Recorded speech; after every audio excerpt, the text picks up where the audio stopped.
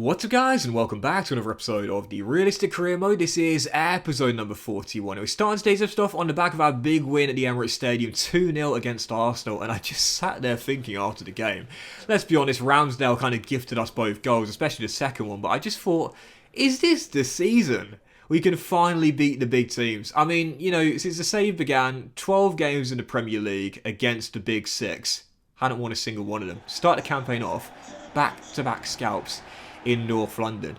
But I had to put it to the back of my mind though, because despite an okay start in the Premier League, 2 wins in our first 4 games, just the 1 defeat so far, and just 7 points picked up from 12 as well, we would have our first ever European game with Southampton at St Mary's against Real Betis in the Europa League group opener. I'm really looking forward to this as well. When the group was drawn a couple episodes ago, I said that I think us and Betis will be the front runners in this group. The other 2 teams, Victoria Poulsen and also Shamrock Rovers as well. So heading into the group opener, you would have seen my team, and you know, I've started doing this a lot more often over the past couple of FIFAs, and that's picked much stronger lineups than before. Now, if you've been watching me for a very long time now, firstly, thank you, love you very much, you'll know that especially in the Europa League, I would often throw out complete backup sides, maybe with 1 or 2 starters, and use this as a competition to play the fringe players, the reserves, the youngsters as well, get them some game time and give my first team a lot more rest time.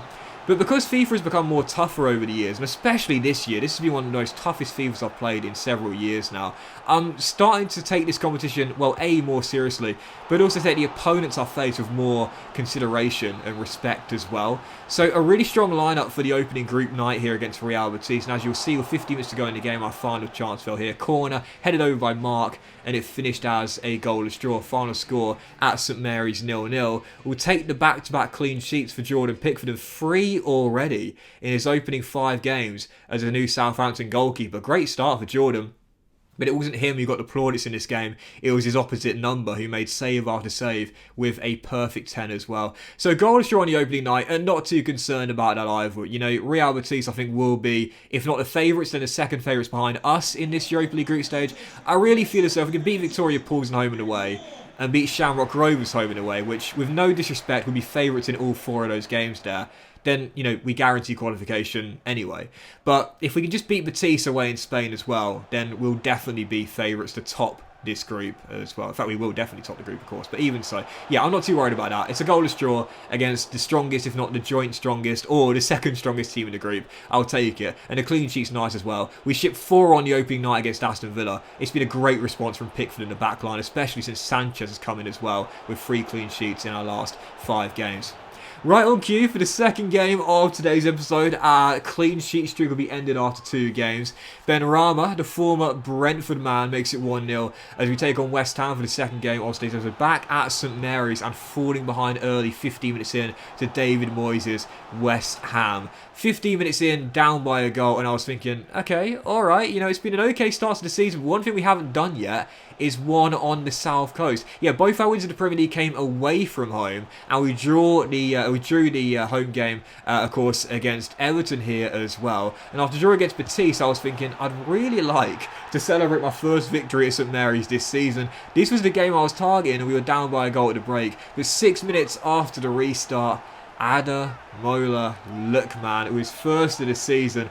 What a goal this is. Cross-field the ball out wide with Tino Livramento. On the chest, first time. Forget the man jumping in. And then the body feint. Then the finish as well. That was class from the former RB Leipzig winger. 1-1, and we are back on level terms courtesy of Ademola. He's been a great sign. This is coming in as well. But 60 minutes in, West Ham trying to get back in front in the game, and they do so as well. Vlasic, who was a legend for me in my Bielefeld say-so recently, rolls it through, and who's there to turn it from close range and restore West Ham's lead so soon after surrendering it? Benrahma once again 2-1. Couldn't stop him in this game as the Irons are back in front once again, and my defence was being exposed like it was on the opening night. It was so frustrating as well because, you know, 3 clean sheets in our last 4 games. Very decent little run for the Saints defensively, but in this game, just could not stop West Ham coming forward whatsoever. So down by a goal, 2-1, but I thought, you know what, this is FIFA 22, man. Clean sheets can be quite rare at times. If I can't defend, I've just got to go on the offensive, just play all out attack, and get the goal and get back on level terms again. So for a kick-off, after we knocked the ball around, playing some really neat and tidy football, JWP finds Diales, our centre-mids link up. Ademola, the goal scorer down left-hand side, gets round Matty Cash with a piece of skill, rolls it across the Bale. Oh, and he just about gets it to find he didn't find the back of the net, but crossed the goal line for his second goal of this season and his first at St Mary's this year as well. We needed the goal decision system for it, but you'll see VAR calls it correctly. Smacks it past Meslier with the weaker right foot. The former lead shot stopper getting nowhere near that one, and it just crossed the line. Gareth, Tony Yeboah Bale smacks, and I mean smacks one in with that weaker right boot to put us back on level terms. So for the second time in the game, showing our resilience, being a goal down, we're back on level terms. But in a game where I just never really felt as though I was in complete control. Whether we were back on level terms or gaining momentum or not, I just always felt really shaky and exposed at the back. Out of 8 minutes to go in the game, wouldn't you just know it, it's that man once again. Ben Rama bags his third of the game and ensures that West Ham will come to the South Coast and get the win by 3-2. The Algerian with a masterclass in this one. 4 shots, 3 goals. West Ham win it 3-2. Such a frustrating goal because it was one of those games where like you just don't think you're gonna win, like no matter what. Do you know what I mean? Which one of those games where it's like no matter how well you play, no matter whether momentum's on your side or not, whether you've got control of the ball or not, whether you're back on level terms or not, you just know you're gonna concede a late winner, and that's exactly what happened. Just one of those games. You'll have them, I'll have them, where you just never feel like you can win it. You just know you're gonna lose it. Exactly what happened there. West Ham with the win, and our wait for our first win at St Mary's goes on. Tough start for the Saints on the South Coast, and for our third of 4 games in today's episode, Cardiff City, the Bluebirds, coming to St Mary's, EFL Cup third round. Last year, we were beaten finalists to Man City. It's our lowest priority and our 4th priority once again. So I fielded a weakened side for the game, and 29 minutes in, we almost fell behind to the second tier side. And we would have done so had it not been for the heroics of Sam Johnson. Joe Rules, the skipper, standing up to take the spot kick off Tosin fouls his man, and Johnston, the former baggy. What a save that is from our number 12. Great save from 12 yards. It's still 0-0 as Cardiff have made the brightest start here on the South Coast, and from the corner, whipped in, header up in the air.